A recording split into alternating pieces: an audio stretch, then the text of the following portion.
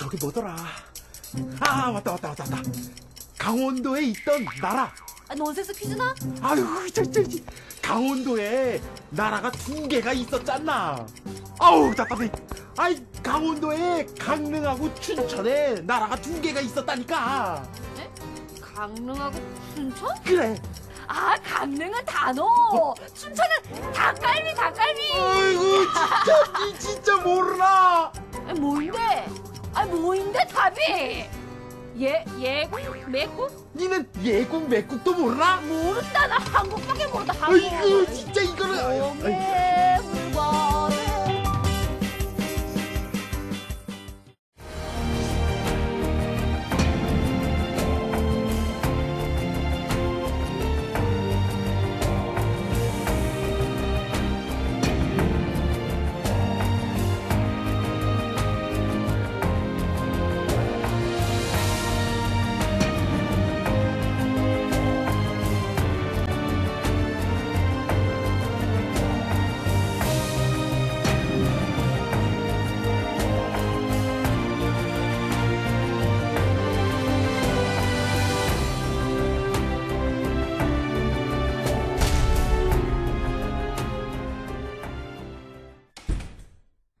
시간여행 강원, 오늘은 2000여 년 전 고대 국가가 탄생하던 철기시대의 우리 강원도에 관한 얘기입니다.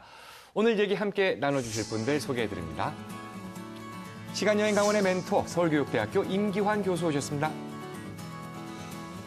정통사학자십니다. 강원대학교 사학과 유재춘 교수 오셨습니다.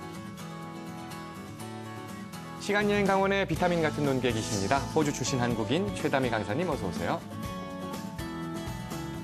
우리 한반도에 존재했던 고대 국가의 공주가 있었다면 바로 이렇게 생기지 않았을까 싶습니다. 김소영 아나운서 함께합니다. 그 고대 국가 공주 대목에서 유재춘 교수님이 웃으셨어요. 김소영 아나운서 참고로 기억하시면 될 것 같습니다. 웃음소리가 들리니까 급격히 부끄러워지더라고요. 네. 자, 뭐 가정이니까요. 오늘 옛 이야기 너무 옛날로 갑니다. 2000여 년 전 얘기예요. 그렇죠. 그래서 키워드 자체가 좀 그래서 생소할 것 같은데 어떤 걸로 키워드를 잡았습니까? 키워드 자체는요. 그냥 옛날 옛적에.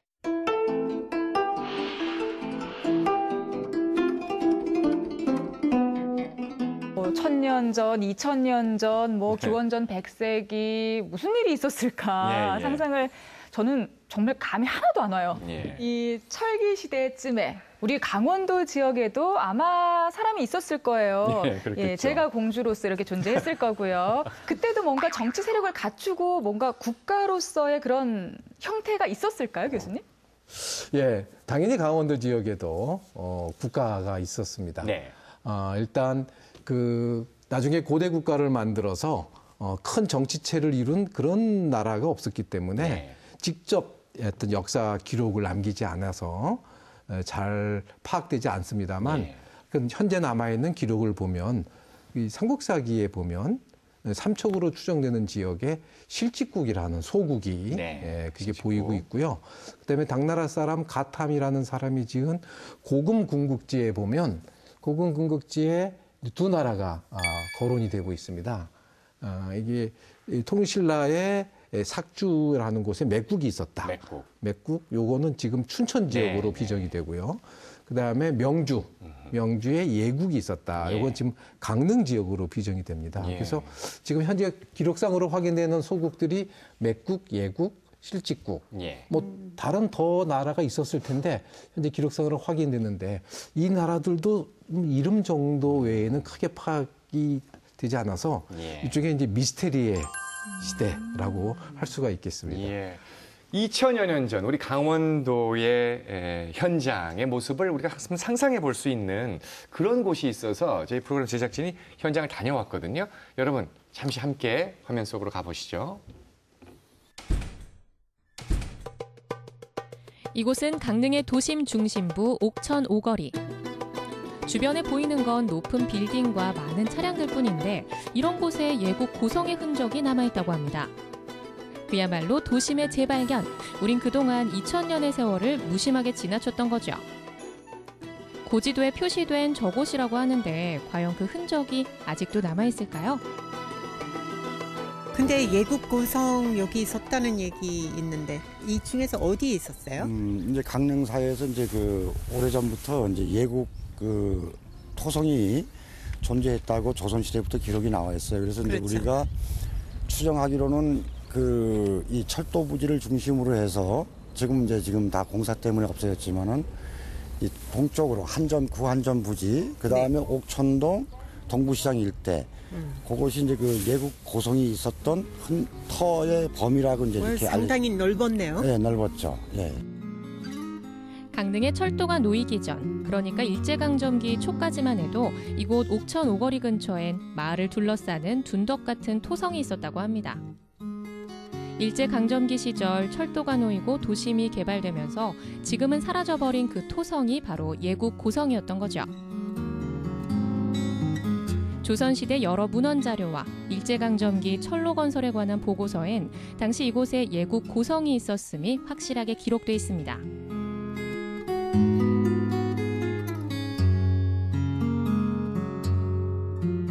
그 지금까지 전하는 그 예국 고성 관련 자료들은 이제 그 조선 중종 때죠. 1530년에 정부에서 그 편천 발간한 신증 동국 여지승남 강릉 대도부조에 예국 고성이라는 기록이 처음 나타나고 있습니다. 그 기록 속에는 이제 그 예국 고성은 강릉부 읍성, 조선시대 읍성이죠. 지병수령이 이제 그 관할을 정사를 살피는 읍성의 동쪽에 위치하고 그 둘레는 3,484척이다. 이렇게 이제 기록되어 있는 게 최초의 기록입니다. 산업화를 거치며 강릉 도심엔 많은 건물들이 들어섰고 예국 고성의 흔적도 점차 지워져 갔습니다. 이제 남은 건 시내를 관통했던 철도 부지뿐. 서울 강릉 간 철도 강릉 시내 구간이 지하화되며 지금은 옛 모습을 찾기 위한 발굴이 진행되는 중입니다. 혹시 예국 관련 예국 고성 관련돼 있는 유적이 남아 있을 것이다 추정을 해서 발굴을 한 결과 부분적으로 했습니다. 이 구간에 대해서.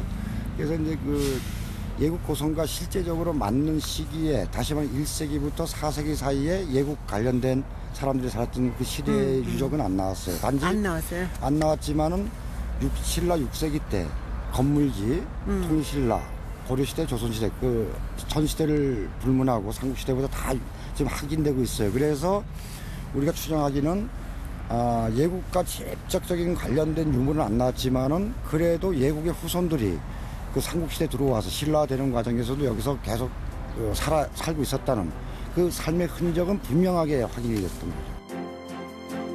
아직 예국 시절에 유물이 발견되지 않았지만 강문과 병산, 안인 등 인근 지역 곳곳에서 철기시대 유적들이 발견됐고 이곳이 예국 고성이라 불렸으며 언제 만들어졌는지 모를 정도로 오래전부터 존재했었다는 것만은 확실한 사실입니다. 아직 역사 속 미스터리로 남아있는 예국의 존재. 이곳이 혹시 예국의 도성은 아니었을까요? 이번 발굴을 계기로 고대 강원의 성읍국가 연구도 한 발 더 나아가길 기대해봅니다.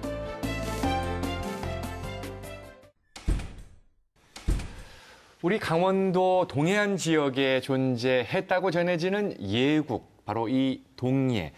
동예는 어떤 나라였을까요? 중국의 고대 사서인 그 삼국지 위지 동의 전에 비교적 동해에 대한 많은 내용이 담겨져 있습니다. 예. 그 나라의 위치에 대해서는 고구려, 북쪽으로 난 고구려와 옥저를 경계하고 서쪽으로는 낭랑을 경계하고 또 남쪽으로는 삼한 중에서 진안을 경계로 하고 있다고 이렇게 명시가 되어 있습니다. 이건 뭐 결국 대체로 그 위치를 보게 되면은 현재 동해안 이 중부 이북 지역에서 이제 저쪽 지금 북한 쪽에 어느 섬까지였다고 이렇게 생각이 됩니다. 그리고 뭐 호수가 한 2만여 호 된다고 되어 있고요. 혼인이나 장례 이런 그 의례는 이제 고구려와 유사하다고 되어 있습니다. 그리고 또 거기에는 의복은 또 이제 좀 고구려와 다르다고 그렇게 기록이 되어 있습니다. 그리고 우리나라의 그 삼국사기에도 역시 이제 예국에 대한 그런 기록이 있습니다. 아까 임광규 잠깐 말씀하셨지만은 이미 지리지의 이 강릉 지역이 예의 고국이라 옛 나라라고 명시가 돼 있고요. 또 좀 흥미있는 그런 기록이 한 가지 있습니다. 그 삼국사기 신라봉기 그 남해 차차옹 기록에 보면은 이 강릉 지역의 어떤 농부가 밭을 갈다가 그 예왕의 도장을 주워서 바쳤다고 돼 있어요. 왕의 도장이 밭 속에 있었다는 것은 뭔가 그 예국의 종말이 이렇게 뭐 순탄하지 않았다라는 것은 그것이 이제 결국은 이제 예국의 어떤 그 중요한 시설물들이 있는 곳일 가능성이 있고요. 또 지금 이제 강릉에 남아 있는 그 예국 고성이라고 일컬어지는 그 아마 그 조사를 이제 한다고 하니까 그게 진짜 토성인지 아닌지 곧 밝혀질 거라고 생각이 됩니다. 그러면은 아마 그렇게 된다면 결국은 그것이 토성이 확인으로 되면은 예국 고성이라는 그런 전원도 어느 정도 이제 설득력을 좀 갖게 되거든요. 그렇게 봤을 때 이 삼국사기에 나오는 예국 왕의 그 인장을 주었다고 하는 것도 결국은 거기 언저리일 가능성이 높지 않나 이렇게 생각이 듭니다. 저도 그 예국 고성 주변 얼쩡얼쩡 하다가 야, 그 도장 인장 한번 주워봤으면 참 좋겠네요. 근데 이 예국이잖아요. 그 예라는 한자가 뭔가 좀 의미가 있을 것 같거든요. 뭐 예의범절할 때 그런 예일까? 아니면 그냥 뭐 예뻐서 이름을 붙였을까요? 옛날? 예라는 게 한자로 따지면 이제 우리가 세월할 때 세자 옆에 그 물수변을 씁니다. 그런 예자를 쓸 경우 요 뜻은 뭐 깊고 넓다, 뭐 물이 이렇게 잘 흐른다, 물이 많다, 그 삼수변이 있으니까 그런 뜻을 갖고 있고요. 그게 이제 삼수변이 아니라 벼화변으로 되는 경우가 있어요. 이럴 때는 좀 뜻이 확 뒤집어지죠. 뭐 거칠다, 조금 뭐 더럽다, 뭐 이런 뜻도 이제 갖고 있는데 사실 우리가 여기서 다루고 있는 예라는 나라하고 이 한자의 뜻하고는 관계가 없습니다. 그러니까 이제 아마 예라고 부르는 어떤 나라를 한자로 이제 차음으로 아마 표기했던 거 아닌가 싶은데요.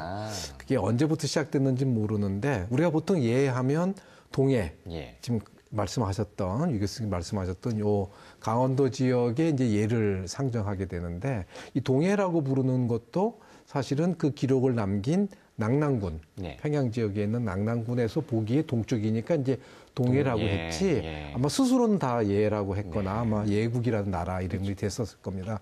그런데 예가 여기만 있는 게 아니고요. 그 만주 쪽 북쪽에 고구려 북쪽에 부여라는 나라가 있습니다. 근데 부여도 예의 땅이다라고 돼 있어요. 거기도 이제 예왕지인 같은 그런 표현들이 쓰여지고 있고요.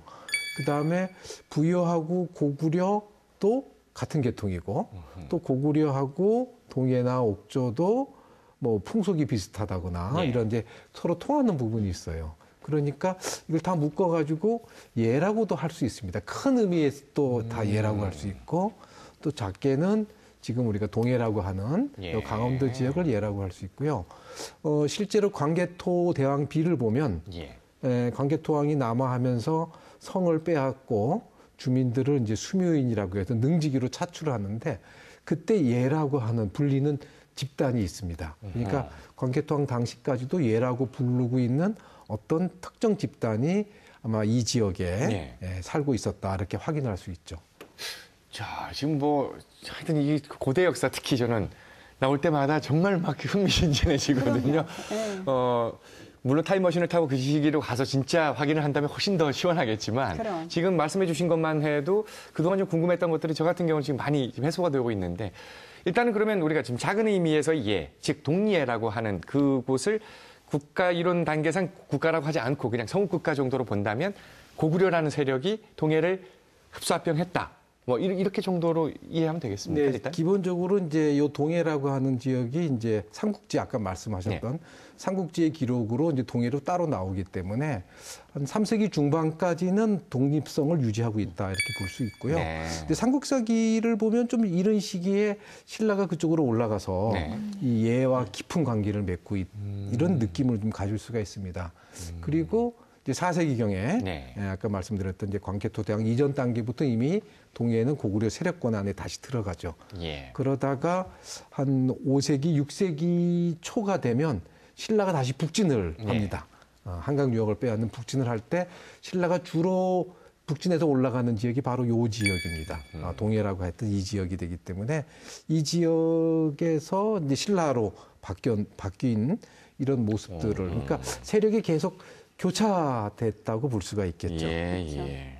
그럼 그 지역은 정말 주민들은 살기 참 어려웠겠어요. 그게 바로 우리 지역 아닙니까? 그러니까요. 조상님들. 어제까지 고구려 때 뭐 이러면서 오늘부터 신라래? 뭐 이러면서 아니 동해라니 이러면서 한국 신라하고 고구려가 서로 그 영역 전쟁을 그 격화하면서 가장 먼저 사실은 격전지가 됐던 곳이 동해안 지역. 동해안 지역. 영동 지역을 중심으로 강원도에 예국이 존재했다면 이 영서지방, 특히 춘천을 중심으로는 맥국이 존재했습니다. 아까 우리가 예국의 흔적을 살짝 더듬어 봤는데 이번엔 맥국의 흔적을 느낄 수 있는 곳을 다녀왔습니다. 함께 가보시겠습니다. 2000년 전 존재했다는 춘천의 맥국. 과연 어떤 흔적이 남아있을까요? 왕궁터의 전설이 내려오는 신북면 발산리를 찾았습니다. 맥국의 흔적이라 해서 오래전의 집터나 무덤 같은 걸 생각했는데 주민들은 아직도 맥국을 잊지 않았나 봅니다. 예, 보통 그 예전부터 춘천을 그 맥국의 그 중심지라고 얘기를 했는데 그 중심지 중에서도 지금 바로 뒤에 보이는 그 산이 보이는데요. 그걸 이제 발산이라고 하거든요. 이 발산이 바로 맥국의 그 도읍지라는 그런 전설이 있습니다. 19세기에 만들어진 광여도엔 이곳이 고맥도, 그러니까 옛 맥국의 도읍지라고 표시되어 있는데요. 지금도 마을 이름이 궐턴마을이라고 합니다. 맥국 대궐터 추정지엔 맥국터 표지석도 세워놓았습니다. 그 유명한 그 삼국사기, 그다음에 삼국유사에 보면 이제 춘천 땅이 그 맥국의 땅이다 그런 기록이 있고요. 그다음에 가장 대표적으로 들 수 있는 것 중에 하나가 17세기에 춘천 부사를 지냈던 이제 송광현이라는 분이 있습니다. 그 사람이 이제 요 일대를 여행하고 지은 글이 이제 사만동기라는 글이 있는데 거기에 보면은 양통고개를 넘어와서 맥국의 그 옛 도읍지에 가서 애도를 했다라는 그런 표현이 나오거든요. 또 대표적인 것은 조선 후기 때 그 유명한 실학자인 유득공이라는 분이 있는데 그분이 이제 우리나라 고조선부터 이제 고려 때까지 도읍지 21곳을 이제 이렇게 여행하고 지은 시가 21도 회고시가 있는데 그곳에 이제 그 춘천의 맥국에 대한 그 읊은 시가 있습니다. 춘천에서 찾을 수 있는 맥국의 흔적 또 있습니다. 맥국을 멸망케 한 박물장수 전설은 강촌의 사막산성에 서려 있는데요. 이곳에선 마제석검 한 점이 수집됐고 석창을 주었다는 이야기도 전해옵니다. 고려시대의 기와조각도 발견됐죠. 그러니까 사막산성은 맥국부터 고려까지 계속해서 증축하며 사용해왔다는 뜻 아닐까요? 또 샘밭엔 청동기 시대의 유적, 고인돌이 여러 개 남아있는데요. 맥국의 흔적이라고 봐도 될 것 같습니다. 사실 이 고인돌이라는 것은 그 청동기 시대나 초기 철기 시대 때 나타나는 그런 고유한 양식이거든요. 그런데 이 고인돌이라는 것은 고인돌이 형성된 이 시기와 사실 그 맥국에 대해서 이야기할 때 맥국도 그 청동기와 초기 철기 시대 때 존재했던 국가라고 보통 그렇게 정설입니다. 그래서 고인돌이 춘천 지역에 많은 것과 맥국이 실제 했었다라는 것, 그 간에 아주 긴밀한 연관관계가 있지 않나 보통 그렇게 생각을 하고 있습니다.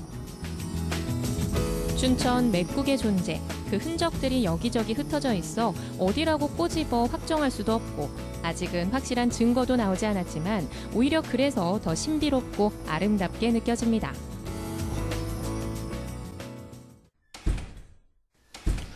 자, 우리 강원도 영서 지역에 존재했었다라고 전해지는 맥국의 흔적을 슬쩍 우리가 함께 돌아봤는데요. 맥국에 대해서는 기록이 어떤 게 남아 있습니까?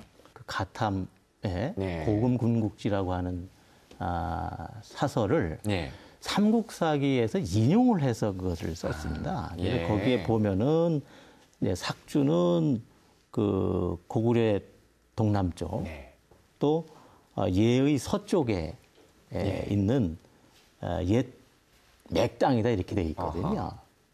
그러다 보니까 이제 그게 영동의 예, 영서의 맥으로 이렇게 이제 그 위치를 그 이렇게 고정적으로 인식하게 되는 그런 아주 중요한 그 계기가 된 겁니다. 그러나 그거 말고 맥국에 대해서도 이 그 삼국사기 본기에 신라 본기에 중요한 기사가 2개 나옵니다. 근데 뭐 하나가 뭐냐면은 신라에 소속돼 있던 이 화려 본래가 지금 저쪽 그 함경도 쪽이에요. 그쪽에 그 2현이 반란을 일으켰는데 그 반란을 일으킨 사람들이 신라와 그 전투를 하는 그 즈음에 맥국에서 와서 도와줬거든요. 그래서 그것을 계기로 해서 신라와 맥국이 우호 관계를 맺었다고 돼 있거든요. 근데 거기에는 분명히 삼국사기에 맥국이라고 적시가 돼 있습니다. 그리고 그 후에 맥국의 또 우두머리가 신라의 짐승을 사냥해서 바쳤다는 기록이 있어요. 그러니까 이거는 또 맥국의 우두머리라고 또 적시가 돼 있거든요. 뭐 거기 이제 저기 원서에는 이제 거수라고 돼 있습니다만 아무튼 그거는 맥이라고 하는 어떤 집단을 대표하는 우두머리가 분명히 있었고 그거는 뭐 그게 군장 사회를 이루었던 건 뭐 그런 거 들어보면 틀림없는 그런 거죠. 그리고 왕이라고 지칭하는 왕이라고 지칭하지 맥국의 거수라고 돼 있어요. 그러니까 이건 맥국의 우두머리죠 결국은. 근데 본래는 맥국이라는 이름이 아니었을 거다. 그건 맞는 것 같아요. 왜냐하면은 이거는 한자화된 이름이기 때문에 맥국이 존재했을 당시에 스스로 한자화된 이름을 쓰지 않았을 겁니다. 원래 이 어떤 부족을 중심으로 한 그런 집단들이 본래부터 한자화된 이름을 자기 종족의 대표명으로 쓰는 경우는 없거든요. 이건 우리가 이 각 지명이 다 원래 우리 토속 그 우리 언어로 돼 있던 것을 후에 한자화한 거하고 똑같습니다. 그러니까 아마 원 명칭은 원 그 호칭은 맥국이 아니었겠죠. 그것을 그 전에 원 명칭은 모르기 때문에 또 이거 뭐 삼국사기에서부터 맥국이라는 그 용어를 우리 선조들이 썼기 때문에 지금은 그것을 그 집단을 지칭하는 용어는 달리 어떤 것을 선택할 수가 사실은 없는 거죠. 그럼 왜 맥국이라고 했을까요? 맥국. 맥이라고 하는 글자는 이게 굉장히 오래 전부터 사용됩니다. 이 중국에서 맥이라고 하는 이제 그 종족을 가리키는 용어가 사용되는데요. 선진문헌에 나옵니다. 주로 기원전 7세기 선진문에 나오는데 그때는 중국 북방에 있는 어떤 종족을 가리키는 말이에요. 그러다가 이제 나중에 고구려를 가리키는 말로 쓰여지는데 그래서 이제 고구려가 원래 고구려 주민들이 중국 북방에 있다가 옮겨왔다라고 보시는 분도 있는데 그렇게 볼 수는 없고요. 마치 이제 우리가 동이족 그러죠. 우리가 동이. 그 요하 동쪽에 있는 어떤 주민 집단을 이제 동이라고 부르듯이 중국 쪽에서 북방에 있는 어떤 집단을 맥이라고 부르다가 나중에는 이제 고구려를 이제 맥이라고 부르게 되게 되죠. 그래서 맥 그러면 이제 고구려를 직접적으로 가리키는 용어로 많이 사용됩니다. 그러니까 아까 예를 말씀드렸는데 예하고 맥이 따로따로 칭해지기도 하고 또는 예맥 이렇게 칭해지기도 지금도 해요. 그런 표현들 쓰잖아요. 그래서 이제 맥이라고 하는 거가 고구려로 본다면 큰 범위에 보면 예족인데 그 중에서 고구려족만 이제 맥이라고 칭했던 게 아닌가 이렇게 보고 있는데요. 실제 고구려는 늦게까지 고구려를 맥이라고 칭하는 기록들이 나옵니다. 일본 서기에도 보면 6세기 뭐 이런 기록에 고구려 왕을 가리킬 때 이제 맥, 박 이렇게 가리키는 용례가 나오고요. 그 돌고래 비문에도 보면 백크리라고 고구려를 가리키는 말이 나오는데 그게 한자식으로 굳이 표현한다면 아마 맥구려라고 이렇게 표현할 수가 있습니다. 그렇게 되니까 맥이라는 용어는 고구려를 가리키는 아주 독특한 용어가 될 수 있는데 이웃 나라들이 다 칭하는 건데 근데 이게 동해죠. 동해의 범위에 속하는 이 춘천 지역에 있는 곳에다가 맥이라고 불렀다고 하는 건 좀 이상합니다. 사실은 크게는 예인데 그래서 이 맥이라고 하는 뜻은 나중에 신라가 아무래도 요 지역이 이제 고구려의 세력권이었기 때문에 그거를 의식해서 맥이라고 붙인 게 아닌가. 뭐 이렇게 이제 추정도 좀 가능합니다. 실제로 그럼 지금 우리가 얘기하고 있는 이 맥국 위치가 딱 춘천을 중심으로 우리가 지금 인식하면 됩니까? 예, 이게 뭐 삼국사기에서부터 각종 지리지에 이제 춘천이 맥국의 땅이다라고 했는데 사실 이제 그것은 그 맥국이라고 하는 집단이 있다고 했을 때 그 집단의 거점, 즉 중심이 되는 곳이 이제 춘천이라는 이제 그런 의미라고 봐야 될 것 같습니다. 그러나 맥국과 관련된 그런 여러 가지 설화 전설들은 지금 뭐 춘천뿐만이 아니고 양구, 인제, 그리고 남쪽으로는 평창, 그리고 횡성, 이 여러 지역에 그 분포가 되어 있습니다. 그 설화 전설들이. 근데 꼭 그 뭐 설화 전설들을 역사와 직접적으로 연결시키기는 좀 어렵겠죠. 그러나 춘천이 맥국의 중심지였다고 하는 인식은 이미 오래전부터 형성이 돼 왔다고 보여지고요. 또 그것이 조선시대 기록 같은 경우에는 이 고지도나 이런 데 보면은 지금 현재 춘천시 그 신북 그 발산리 지역을 그 맥도라고 해서 맥국의 도읍이 있던 곳으로 이렇게 인식을 해서 실제 고지대 표기까지 해놓은 그런 사례가 있고요. 여러 가지 그 기록이나 이런 걸로 볼 때 그래도 상당히 가능성이 있는 것으로 이렇게 생각이 됩니다. 저는 사실 예나 맥이 자료가 워낙에 부족하다고 하니까 좀 신비롭다. 뭔가 상상 속에 있는 나라 같다는 느낌을 많이 받았었거든요. 그런데 오늘 얘기 들어보니까 의외로 좀 명확하게 표기되어 있는 부분도 없지 않아 있는 것 같아요. 그렇지만 또 그 와중에도 맥국에 대한 자료가 좀 뭐 미스테리한 부분이 있다고 하더라고요.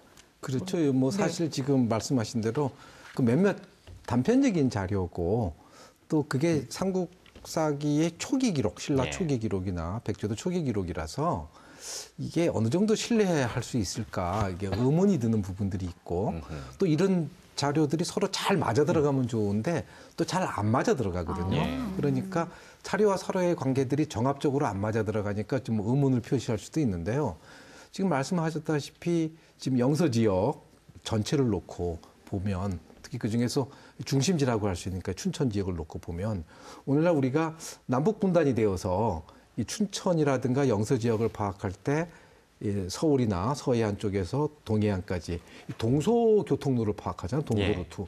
근데 이게 우리 인식의 문제입니다. 그렇게 해서 파악하다 보니까 영서 지역 같은 경우가 굉장히 고립적으로 보이거나 좀 치우쳐 보이지만 이 남북한을 다 터놓고 보면 이 춘천 영서 지역은 이게 남북 루트, 남북 교통로로 아주 핵심적인 지역이거든요. 그래서 만약에 이 평양 지역, 또 한반도 서북부 그 지역에서 신라나 남쪽으로 내려간다 그러면 쭉 내려와가지고 뭐 포천, 그 다음에 이제 춘천, 그 다음에 홍천, 그렇게 아주 쭉 내려갈 수 있는 길이기도 하기 때문에 아주 중요한 지역입니다. 그래서 여기에 뭔가 정치 세력이 만만치 않은 정치 세력이 있다. 아까 유 교수님 말씀한 대로 그게 맥국이다라고 불려지고 있지만 굳이 그의 이름이 아니더라도 뭔가가 있다라는 거죠. 뭔가 있는데 기록이 없으니까 미스테리하게 보이죠. 그 미스테리하게 보이는 부분들은 이제 여러 다른 자료를 가지고 이제 추적하는 게 우리들의 이제 몫이라고 볼 수 있겠습니다. 혹시 지금 뭐 춘천에 사시는 분들 또는 강릉에 사시는 분들 중에 조상 대대로 나는 이 지역 토박이야라고 하시는 분 중에 뭐 기록이 그렇게 남아있지는 않겠지만 혹시 진짜 2000년 전 우리 조상님이 맥족 시절부터 춘천 여기서 살았어. 내 신북에 살았어. 또는 예족 동해 그때부터 우리 조상님들이 강릉에 살았어. 나 진짜야. 라고 하는 2000년 토박이 집안이 있다면 저희 프로그램 제작진에게 좀 알려주시기 바랍니다. 궁금합니다. 진짜 있을 것 같지 않아요? 2000년 동안 고구려인으로, 신라인으로, 또 고려인으로, 조선인으로 진짜 2000년 토박이. 그럼요. 혹시 우리 집인가? 그럴지도 몰라요. 예국과 맥국에 관한 얘기를 하고 있는데요. 예국과 맥국에 관해서 전해져 오는 얘기들이 많이 있습니다. 저희 프로그램 제작진이 이 재현 드라마를 통해서 그 이야기들을 한번 꾸며봤습니다. 함께 보시겠습니다. 삼국지와 후한서를 살펴보면 예국과 맥국에 대한 이야기가 기록돼 있다. 특히 예국 사람들을 아주 좋게 묘사하고 있는데 예국의 풍습을 좀 더 자세히 알고자 직접 예국을 찾은 한나라 관리. 아이, 여기가 예국 맞다 해? 인자, 네 짜장면 시켰나? 이 양반이 미쳤나? 아이 돈이 맞박에서 속고 차오르는겨? 아이 근데 누구래요? 아이고야 꼬라지하고는. 나 예국 사람 찾아왔다 해. 아니 이 양반이 지금 임자, 전 양반이 초면에 지금 나한테 반말하는 기나? 이게 지금 보자. 몰라서 뭘 그러는겨. 아이 근데 뭐 여기까지 뭐하러 왔대요? 지금 뭐 하고 있다 해? 아, 뭐 하고 있기는 보면 모르나? 집 새로 지어가지고 지금 청소하고 있지. 이사 왔다 해? 아니 이사는 아니고, 아 집안 누군가가 병으로 돌아가시면 당연히 새로 집을 지어야지. 예국 사람들은 가족이 병으로 죽으면 살던 집을 버리고 새로운 집을 짓는다 해? 아, 요는 안 그런가 보네. 그러게. 신기하다 해. 이건 적어야 된다 해. 예국 사람들은 병으로 참 죽는데.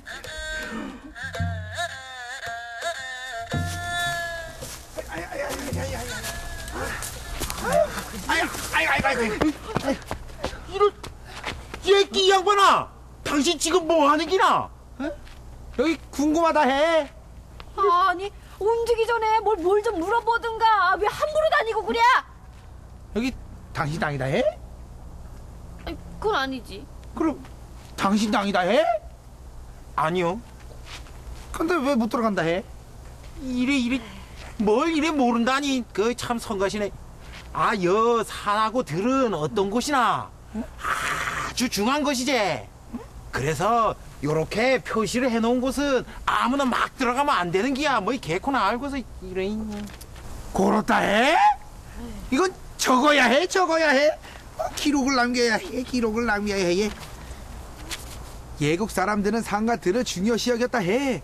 특히 산천의 특정한 부분에는 표식을 하여 못 들어가게 했다 해. 이뿐만이 아니었다. 예국에서는 같은 성씨끼리는 결혼을 하지 않았고 10월이 되면 낮과 밤으로 음주와 가물을 즐기며 무천이라는 제천 행사를 하였으며 호랑이를 신으로 숭배하여 제사를 지냈다고 기록하고 있다.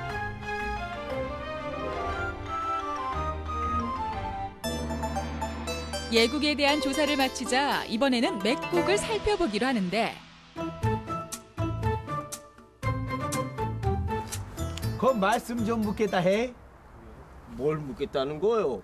그 맥국이 어떻게 하다가 패망했는지 궁금하다 해. 뭐요?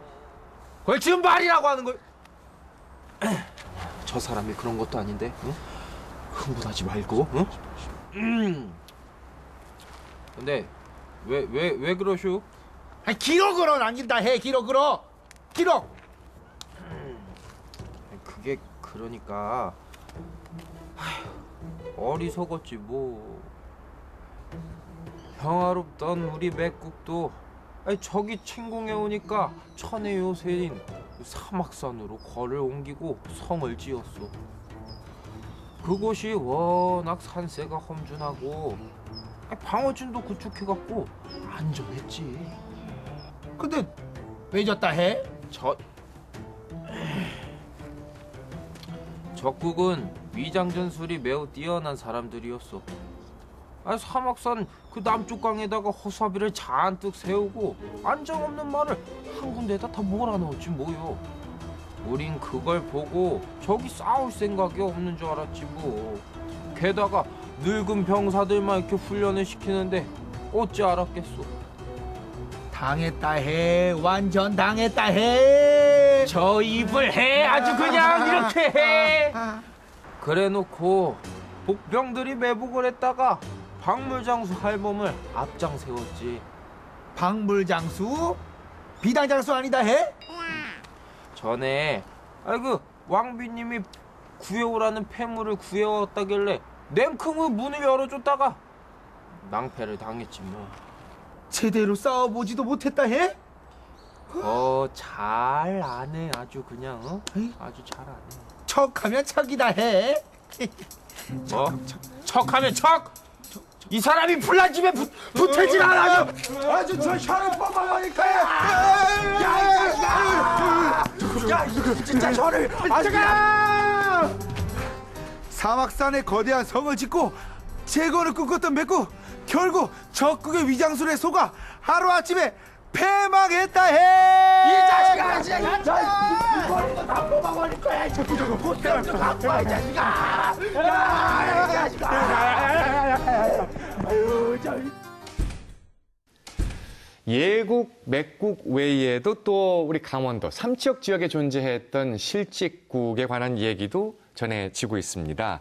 실직이라는 표현은 실제로 그 조선시대까지도 우리가 기록이 남아있고 막 이런 거 아니겠습니까? 실직국은 어떤 나라였는지 그 기록도 좀 먼저 좀 살펴보죠. 실직국은 삼국시대 초기에 존재했던 그 소국 중에 하나입니다. 네.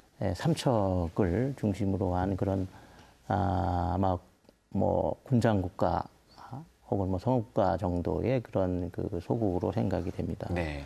뭐 기록에는 실직곡국이라고도 표기가 되어 있습니다. 그런 삼국사의 기록에 보면은 파산이사금 때 아마 서기현대로 따지면 102년이 될 겁니다. 그때 신라의 편입이 된 걸로 이렇게 기록이 되어져 있습니다. 그러니까 삼국사기 기록에 의거한다면은 2세기 초까지는 독자적인 소국으로 있다가 신라에 편입이 된 그런 소국입니다. 그러나 신라에서는 그 후에 동해안을 따라 북진을 하는 과정에서 이 삼척 지역을 굉장히 중요한 지역으로 여기고 또 여기를 어떻게 보면은 신라가 북진하는 어떤 군사적인 그런 전초기지로 상당히 오랜 기간 동안 사용했었거든요. 그래서 그런 점에서도 아마 일찍부터 신라가 실직국 지역을 신라에 편입하려고 한 그런 것도 아마 북진에 대한 의혹과 상당히 좀 관련이 있지 않나 이렇게 생각이 됩니다. 그러네요. 실직국도 어떻게 보면 뭐 예족이 세운 여러 성읍 국가 중에 하나가 아닐까 그런 생각도 좀 들거든요. 네, 그렇게 볼 수 있습니다. 예라고 하는 예족의 범위를 이제 부여, 뭐 동해까지 아주 광의로 보면 다 같이 예라고 볼 수 있겠고요. 좁게는 우리가 동해라고 말하는 이제 그 종족들하고 이제 통하는 거겠죠. 아마 지리적으로 보면 그 강릉에 있는 어떤 이제 정치 집단하고 삼척에 있는 삼척 중심의 실직국하고 크게 다르지 않으리라고 생각이 되기 때문에 오히려 예라고 하는 종족 범위하고 그다음에 마한, 변한, 진안이라고 하는 한의 그 종족 범위가 조금 차이가 있을 것 같은데 실직국은 아마 예라는 범위에 들어갔을 테고요. 다만 입지상으로 볼 때 그 실직국이 이제 신라하고 가깝지 않습니까? 그래서 이제 삼국사기 이 기록을 보면 그 지금 포항 지역에 있는 음직벌국이 있어요. 그리고 실직하고 영토 다툼을 합니다. 이거를 이제 가야에 있는 김수로가 이제 중재를 하게 되는데 이 가야도 이제 어떤 그 해양 교역과 관련된 거점이고 포항 지역도 그렇고 이 삼척 지역도 그러면 아마 이 가야 쪽으로부터 시작되는 어떤 동해안 교역, 무역 루트 중에 하나였던 곳이 아닌가 실직이 그렇기 때문에 신라도 아주 일찍부터 이 지역에 대한 관심을 갖고 이 지역을 이제 병합했던 게 아닌가 이렇게 이제 볼 수 있습니다.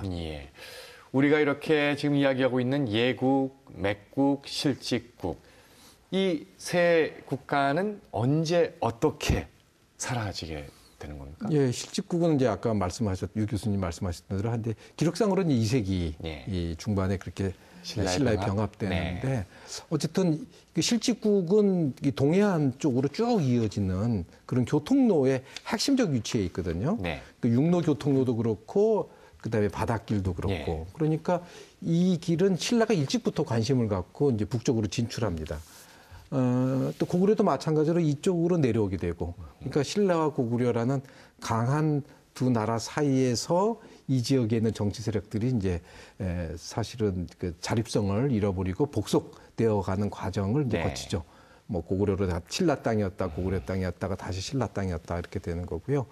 예국 같은 경우는 아마 이제 그런 과정 속에 실직국가 마찬가지의 어떤 운명을 같이 했던 게 아닌가 생각이 되고, 그다음에 이제 맥국 같은 경우는 아까 말씀드렸던 대로 영서 교통로, 남북 교통로에 위치하고 있기 때문에 이 지역도 아마 한 5세기, 4세기, 5세기 되면 이제 고구려에 의해 가지고 병합이 되고 아마 광개토왕이 남진할 때 확실하게 병합이 되었을 거라고 추정이 되고 그 이후 이제 신라에 의해서 다시 북진할 때 신라 영역으로 편입이 돼서 나중에 이제 삭주로 편제되는 이런 흐름을 가졌기 때문에 이 나라들이 다 중요한 교통로에 위치하고 있기 때문에 운명이 그 교통로의 중요한 중요성에 따라서 자기 힘을 강하게 갖지 못해서 그런지 이제 운명의 그런 부침들이 계속 일어났던 게 아닌가 싶습니다. 네.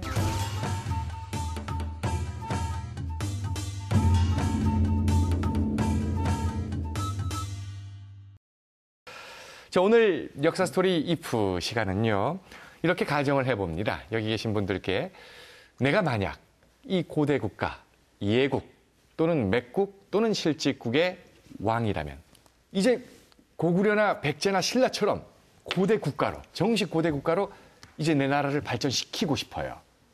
그런 의욕을 가진 왕으로서 어떤 정책과 어떤 행동으로 이 나라를, 내 나라를 발전시키겠느냐라는 겁니다. 먼저 김소영 예국 여왕께서 답을 해주시죠. 영토를 넓게 가지는 것도 굉장히 중요한 문제예요. 하지만 결국에 오래 가는 기틀은 문화라고 생각을 하거든요. 문화. 그래서 저는 또 문화 방송이죠. 그럼요. MBC 문화 방송에서 이 문화가 가장 중요하거든요. 저는 그래서 우리 예국의 여왕으로서 우리 민족만의 이 노래나 춤 같은 거 있잖아요. 이런 걸 한반도에 유행을 시키도록. 아, 그러니까 예국의 왕으로서 그렇죠. 예국의 지금 한류처럼 예류를 신라, 백제, 고구려를 퍼뜨린 다음에 내 세력을 넓히겠다. 우리 문화에 매료된 다른 지역 국민들이, 주민들이 서서히 물들 수 있도록. 자, 이번엔 역시 예국의 최다미 여왕께서는 어떤 정책을 펴시겠습니까? 옛날에 로마, 미노스 문명, 그 이집트, 이런 그 그리스, 이런 문명들이 부자가 된 이유는 무역이에요. 무역이다. 다른 이유 없어요. 물론 제국이지만. 근데 가장 중요한 거는 무역이에요. 무역을 통해서 무역을 활성화시켜서 돈을 경제적인 발전은 무역 외에는 제가 볼 때는 없어요. 아하, 역시 문화와 경제 정책이 그래서 나왔습니다. 두 개 다 동시에 발전시켜야 된다고 생각합니다. 이번엔 유재춘 교수님은 이제 맥국의 왕으로 가정을 하겠습니다. 자. 글쎄 제가 지금 맥국의 지도자였다고 생각한다면은 아무래도 이제 생존이 문제가 될 것 같습니다. 가장 큰 문제는. 근데 삼국사의 기록을 보더라도 맥국의 왕이 우두머리가 외교적인 부분에는 신경을 썼던 것 같습니다. 왜냐하면 결국은 신라와 고구려 사이에서 적절한 처신을 한 것으로 생각이 들어요. 근데 거기까지는 잘한 것 같은데 그 다음에 생존을 못한 이유는 지금 우리 최다미 선생님이 말씀하셨듯이 역시 자기를 보존할 수 있는 군사력이 있어야 되거든요. 근데 군사력이라는 것은 결국 경제력과 직결이 되고 근데 이 무역을 하기 위해서도 역시 우리가 매도할 만한 물건이 있어야 되거든요. 그렇죠. 근데 그 매도할 만한 물건을 뭘로 만들 것인가? 철광석을 개발하든지 아니면 결국은 호피를 많이 어떤 그 상품화될 만한 것들이 있어야 되겠죠. 그래야지 외국에서 관심을 가질 테니까요. 그래서 그렇게 해서 어느 정도 신라와 고구려를 능가하지 못하더라도 어느 쪽에서도 쉽게 병합하지 못할 정도의 이 정도가 된다면 끝까지 국가를 유지해서 아마 지금 그 나라에 살고 있을지도 모르겠습니다. 예. 순간 소름이 끼쳤습니다. 이제 임기현 교수께서는 예국이든 실직국이든 맥국이든 하나 고르시면 될 것 같고요. 왕은 답이 저절로 나오네요. 우리 문화도 융성하고 경제도 키우고 유 교수님 말씀에 따르면 군사력도 키우고 힘도 키워서 이쯤 되면 삼국시대가 아니라 가야 포함해서 오국시대를 만드시는 거잖아요. 그걸 확장하는 게 이제 제가 해야 될 몫일 것 같은데 예를 들어 예국 같은 경우 이게 백두대간의 이제 서쪽 동쪽 편으로 이렇게 쭉 흘러가는 곳인데 제가 여러 차례 말씀드렸습니다만 이 동해안 이 교통은 굉장히 중요합니다. 지금 요즘에는 별로 의식하지 못하지만 구석기부터 신석기, 청동기 그 이후까지 아주 중요한 문화의 루트고 그다음에 교역의 루트고 물자 이동 루트고 주민의 이동 그런 이제 교통로예요. 이게 이제 잘 살리지 못했던 것인데 이제 이런 걸 가지고 딱 살리면 남쪽으로는 이제 경상남도 이쪽 뭐 신라 가야떡까지 그쪽 동해안 쪽에서 북쪽으로 가면 두만강을 넘어서 이제 시베리아 쪽으로 쭉 이어지거든요. 그래서 이게 백두대간을 따라가는 거니까 저는 뭐 예국, 맥국, 실직국을 다 포함하는 백두국을 하나 만들겠습니다. 영역을 확장해서 국명까지 새로 만들었습니다. 이 한반도 동남쪽에서 동북쪽으로 해서 저 연해주 지역까지 이어지는 백두대간에 걸쳐 있는 백두국을 건설하는 것을 이제 제 목표로 삼겠습니다. 역사 속에 많은 국가들이 탄생하고 소멸되고 또 합해지고 분할되고 이렇게 흘러왔는데요. 강원도를 기반으로 했던 우리의 고대, 우리 조상들이 세웠던 독자적인 세력이 존재했다. 그리고 그것이 예국, 맥국, 실직국이었다라는 자부심을 오늘 이 시간을 통해서 한 번쯤 느껴보았을 수 있었으면 좋겠습니다. 시간여행 강원 오늘은 여기까지입니다. 고맙습니다.